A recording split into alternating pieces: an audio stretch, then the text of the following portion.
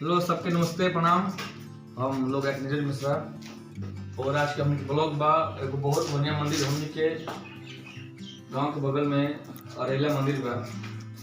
मंदिर के ब्लॉग बा। अच्छा मौसम बहुत ठंडा बा, काफी ठंडा बा और चले के दर्शन कर लिया। बहुत ही बढ़िया मंदिर बा, बहुत भव्य मंदिर बा और एरिया के वातावरण बहुत बढ़िया बा। आज मिले जो हमनी के अरेला के मंदिर में। जय माता दी, जय श्री राम।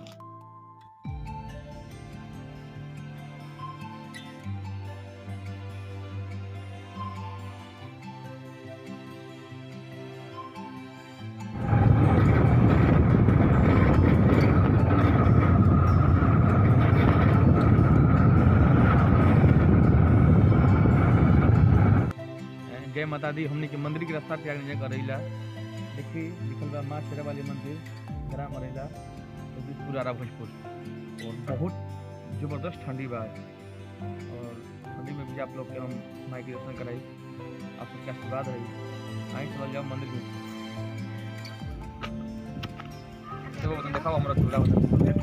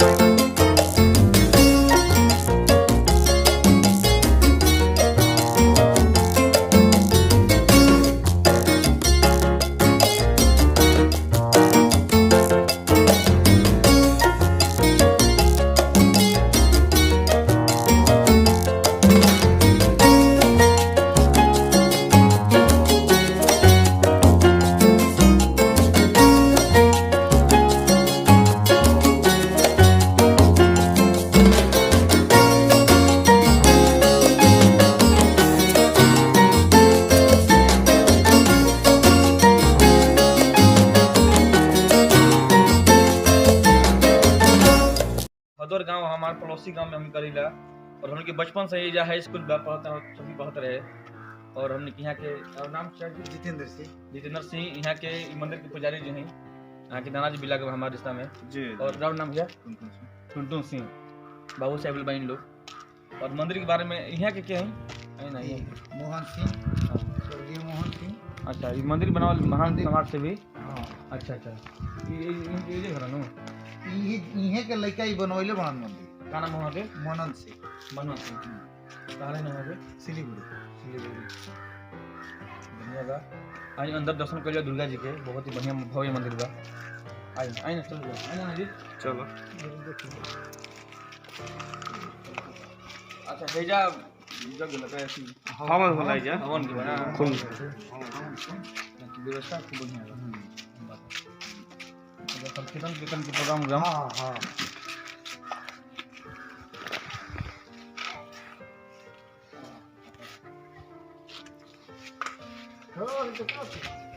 मंदिर के स्पेस बा, बहुत बढ़िया स्पेस बा। यहाँ के हमारे शूटिंग हमारे भइले हमारे देवी गीत के कौन भइले नाना जी कब भइले हो गई? जुलाई में भइले दशहरा की शूटिंग उनके भइले है। देखिए बहुत बढ़िया मंदिर बा। और आई दर्शन कर शिव जी माता पार्वती जी के और मुझे भी दर्शन कहीं कर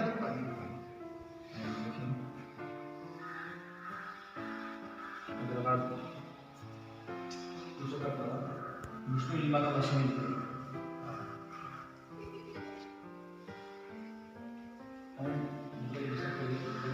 राधा कृष्ण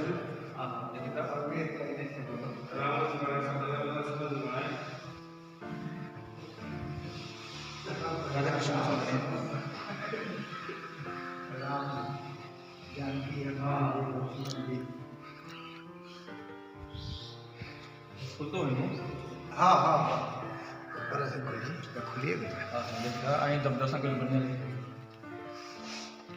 बहुत वाह। देखो मैं चलता है पता कि मेरे कौन से ढका है। अरे टीका करो काम तंदूरी लगा दी। हाँ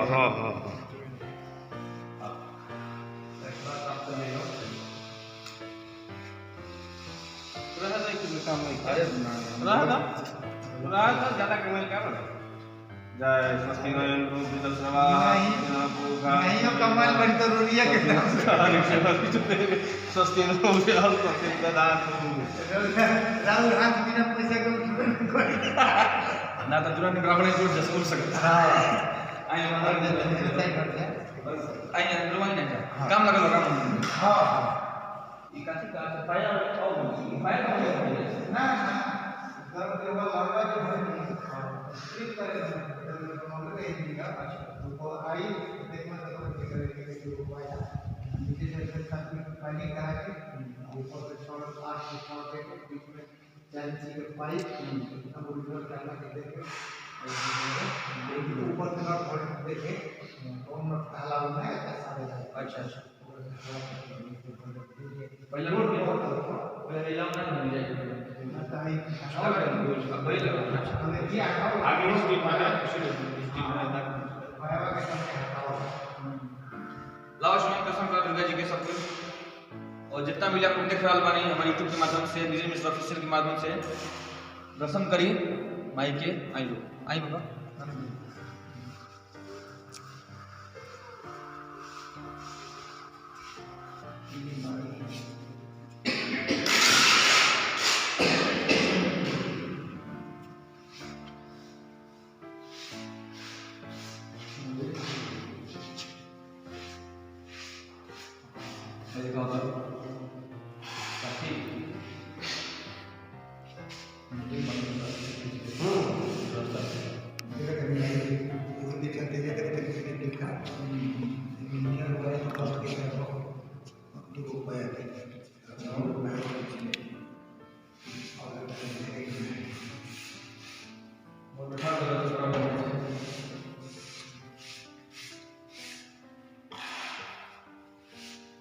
और ये प्रोग्राम होला बहुत भव्य हो गई कब होला वो स्थापना दिवस के 16 मार्च के 16 मार्च को अब की बात है कि ना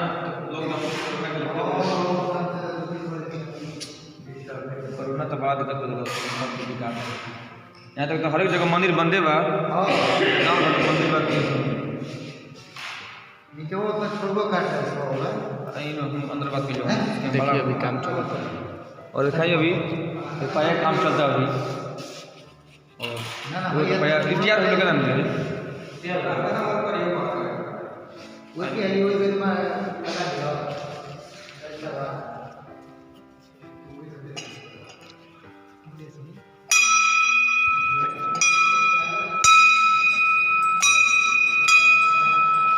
मंदिर के टाइमिंग कब रहेगा सुबह में तारा 6:30 में खुल जाला अच्छा 12 बजे बंद हो जाला 12 बजे बंद 12 बजे बंद हो तो 3 बजे खुली अच्छा 9 बजे रात में बंद। और फिर कब मंदिर कब स्थापना दिवस का यह तो बंद रही 16 मार्च 2000 5 मार्च 2016 5 मार्च 2016 को काफ़ी मंदिर बढ़िया बा जे भी देखो आप सब आई मंदिर में दर्शन करी खूब बढ़िया मंदिर बा और मतलब यहाँ रहे खाए की व्यवस्था ब्याह शादी भी के खोले और ब्याह शादी कुछ में कुछ खास ब्याह शादी के नियम भाई है कि जो हर चीज़ की व्यवस्था है जैसे भोजन पानी की व्यवस्था के निकले के और भोजन पानी की व्यवस्था तनी बढ़िया से तनी बोलो भोजन पानी की व्यवस्था कम रेट में उचित मूल्य पर अच्छा। व्यवस्था कर दी जाला वाह बनवा दी जाला सुंदर नहीं कि लेखी के ब्याह शादी में कुछ चीज़ हाँ कुछ दियाला जे कितना बढ़िया चीज़ भाई जो कमजोर मंदिर बा, बनावल बड़ा बात नहीं है देखिए कितना बढ़िया ये लेखी के जो गरीब घर के लेखी ब्याह शादी में कुछ ना कुछ मंदिर के सहयोग दिया जाला बढ़िया चीज़ भाई और मंदिर के अगल बगल दिखाओ कितना बढ़िया स्पेस बा फूल पौधा लगावल बा आई मंदिर के बाहर देखल जाओ जबरदस्त व्यवस्था बा और आई दिखाओ लोग कितना बड़ा नहीं हां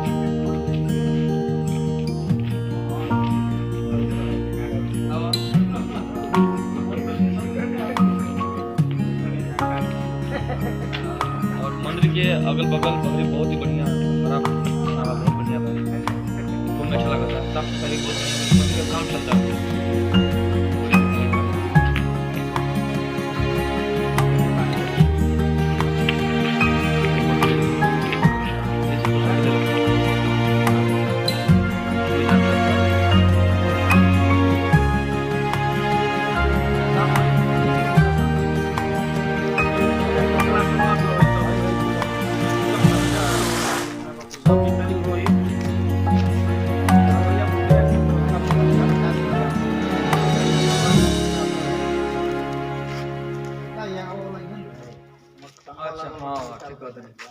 ये लगा बन जे पावा की हो ये लगी जाए एगो पे हो तो ना की हो जाता लगा दी ये ब्याह शादी की धर्मशाला रुकी की व्यवस्था जाना जी बियाह शादी में जे माने आवेला अच्छा ताला के चाबी ले लो कम पैसा पर हाँ एकरा के माने दे दी। वाह देखिए बहुत बढ़िया व्यवस्था बा मंदिर बनावला के बार बार प्रणाम नमस्कार बा हमारा सही से कौन व्यवस्था भी रखले मंदिर बा मंदिर के धर्मशाला ह ए जगह का बाड़ है जा जाना जी जोने 10 रूम बा 10 रूम बा। 10 रूम बा हॉल बा हम चाबी मंगाओ तो नहीं आज सब कुछ चलल जी में देखल जी में का व्यवस्था में वो दिखाई रुआ लोग के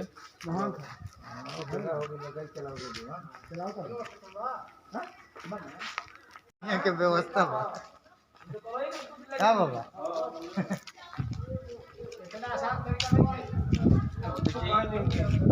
पुजारी जी के मंदिर में जो पुजारी जी बनी यहाँ के बनी यहाँ के नाम का अभय कुमार पाठक श्री अभय कुमार पाठक जी बनी पुजारी जी मंदिर में और मंदिर में यहाँ के व्यवस्था रहे के खाए के पिए के व्यवस्था तरह बढ़िया बा पूरा फैमिली सब परिवार पूरा परिवार रहे और बहुत बढ़िया व्यवस्था बा रहे के रूम बा लाइट की व्यवस्था बा पानी की व्यवस्था बढ़िया बा इधर